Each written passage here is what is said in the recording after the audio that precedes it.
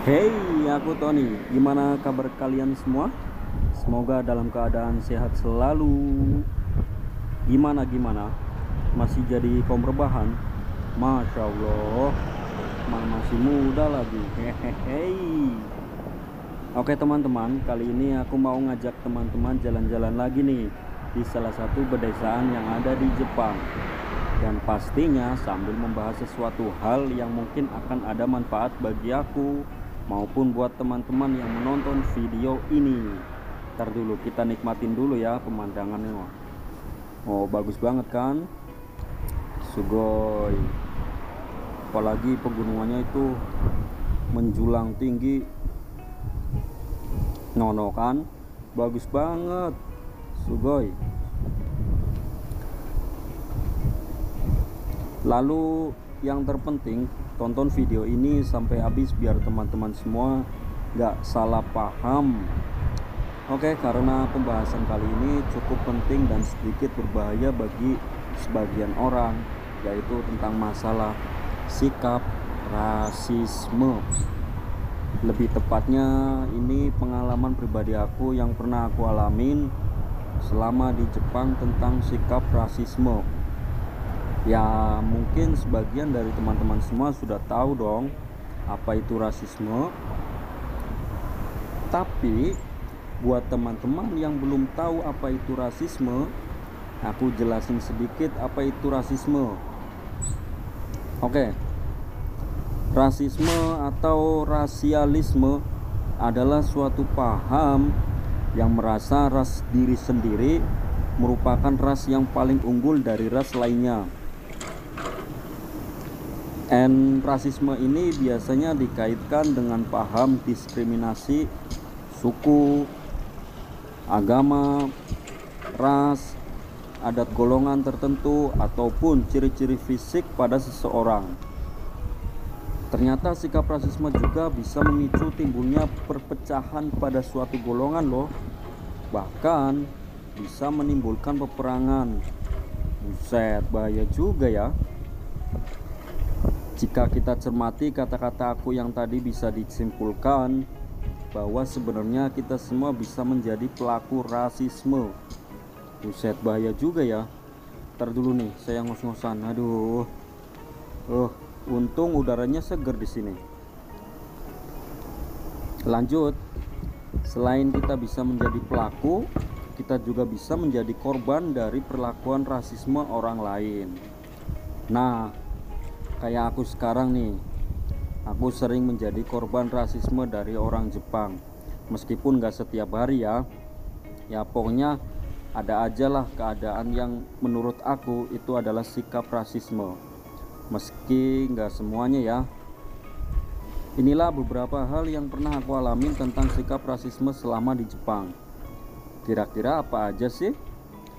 Oke, langsung aja. Yang pertama, aku pernah mengalami ketika di tempat umum pada waktu saat naik bus umum di Jepang.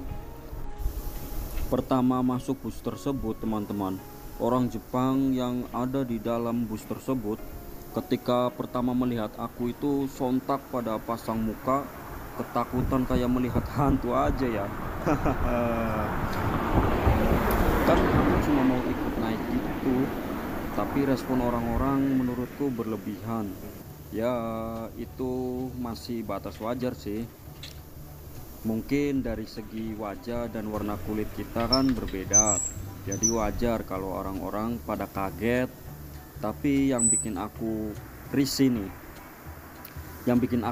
nih bre, di dalam bus tersebut ada salah satu orang yang secara terang-terangan di samping aku itu berbisik-bisik sama orang lain dan ngomong ke orang lain kalau orang luar itu buruk. Selain itu juga ekspresi badannya kayak jijik gitu, duduk deket aku gitu loh. Kan jadi insecure. Ya mungkin dia merasa paling ara-ara kimochi Yamet Kudashi. Oh yes, oh no kali ya. Lalu yang kedua nih, yang pernah aku alamin tentang sikap rasisme di tempat ngerokok. Jadi kalau di Jepang kan biasanya di tempat-tempat umum tertentu itu ada disediakan tempat ngerokok ya. Nah, pas ketika aku mau ngerokok di tempat tersebut, sudah ada beberapa orang nih, yang pastinya orang Jepang ya, yang sedang ngerokok juga. Tapi pas aku ada di tempat tersebut, seketika orang-orang pada pergi gitu. Meskipun rokoknya masih pada panjang gitu loh, langsung dimatiin bro. Hati mereka itu seakan-akan sudah connect satu sama lain, anjay. Dan alhasil ya aku sendirian rokok, kan aneh ya. Lalu yang ketiga nih, aku sering sekali menerima perlakuan rasisme di tempat kerja aku nih. Tapi aku bahas salah satunya aja ya, yang menurut aku sudah keterlaluan dan juga buat gambaran aku juga sih. Jadi ada salah satu oknum orang Indonesia yang tinggal bareng di sini yang melanggar aturan membuang sampah di Jepang, bre. Nah, alhasil ketahuan nih sama petugas kebersihan. Lalu petugas tersebut laporlah ke perusahaan, dan akhirnya kita semua pun kena omel dari orang perusahaan. Nah, di tengah omelan tersebut ada beberapa kata yang menurut aku kurang pantas, yaitu kata-katanya seperti ini. Kalian itu di Jepang, tinggalkan budaya kalian yang jelek, jangan dibawa ke sini. Buang sampah nggak dipisahin, buang sampah sembarangan. Pantesan negara kalian nggak maju, kotor, tempatnya di mana-mana banyak sampah, orangnya pada jorok-jorok. Dalam hati aku berbisik, anjrit lah, kenapa sih bawa-bawa negara? Kan bisa memarahi secara personal ke orangnya aja gitu ya. Ya wajar juga sih, kebetulan yang memarahi aku waktu itu memang pernah ke Indonesia. Jadi wajar kalau mempunyai statement sendiri seperti itu. Tapi kejadian itu aku ambil positifnya aja. Kalau buang sampah dipisah-pisah dan jangan buang sembarangan. Cukup mantan dan kenangan pahit aja yang dibuang sembarangan. Ihiu, werkewer. Jadi di video ini tidak ada unsur teman-teman orang Indonesia untuk membenci orang Jepang maupun sebaliknya ya. Di sini di mana ini? Di sini aku hanya mau mengajak teman-teman semua sebisa mungkin menghindari yang namanya rasisme. Lalu bagaimana sih cara kita untuk menghindari sikap rasisme? Ntar dulu, aku mau nyebrang. Oke, lanjut. Ada beberapa cara untuk menghindari sikap rasisme ternyata, yaitu ya melihat segala hal dari sudut pandang orang lain. Bila berada dalam posisi mereka, kira-kira apa nih yang teman-teman rasakan? Balik lagi ke diri kita masing-masing. Intinya lebih mengaca diri sendiri dulu aja deh, gitu.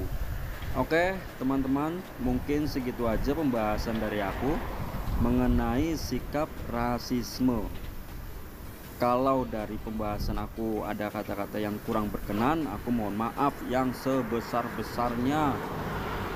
Karena manusia adalah tempatnya kesalahan. Terima kasih yang sudah menonton sampai akhir. Aku Tony Sakura pamit undur diri dan sampai jumpa di video selanjutnya.